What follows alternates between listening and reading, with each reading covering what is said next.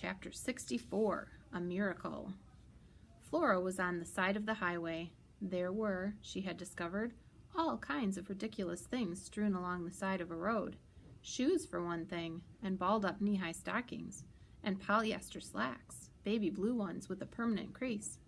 Did people undress as they drove down the road? There were metal objects, hubcaps, a pair of rusty scissors, a spark plug, and there were truly inexplicable things. For instance, a plastic banana, glowing a bright and unreal yellow in the dark. That one was interesting. Flora bent down to examine it more closely. "What are you doing?" said William Spiver. He stopped, too, because she was attached to him and he was attached to her, which is to say that William Spiver and Flora Belle Buckman were, unbelievably, still holding hands.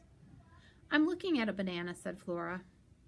Tootie was marching ahead of them, holding the little shepherdess out in front of her and shouting Ulysses' name. William Spiver's hand was getting kind of sweaty. Or maybe it was Flora's hand that was getting sweaty. It was hard to say. William Spiver was still crying, silently, and Ulysses was still missing. And here they were, walking along a highway behind an unlit lamp, stopping occasionally to look at knee-high stockings and plastic bananas.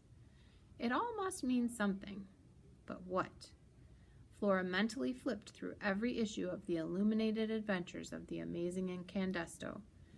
Every issue of Terrible Things Can Happen to You and The Criminal Element is Among Us that she had ever read. She searched for some kind of advice, acknowledgement, the tiniest clue about what to do in this situation. She came up empty-handed. She was on her own. She laughed. "What are you laughing about?" said William Spiver. Flora laughed louder. William Spiver laughed along with her. "What's so funny back there?" said Tootie. "Everything," said Flora. "Whee!" said Tootie.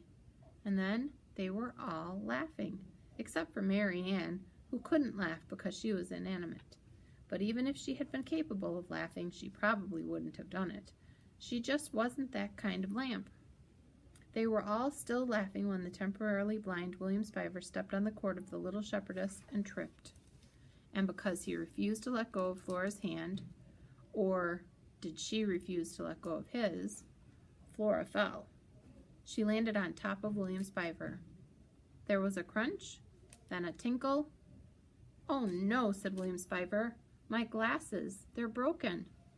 "For heaven's sake, William," said Tootie, "you don't even need those glasses."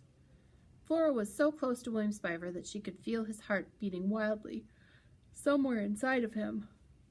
She thought, "I sure have felt a lot of hearts recently." "Wait a minute," said William Spiver. He held his head up. "Everyone be quiet." "Shh! What are those tiny pinpricks of light?" Flora looked where William Spiver was looking. "Those are stars, William Spiver." "I can see the stars. I can see.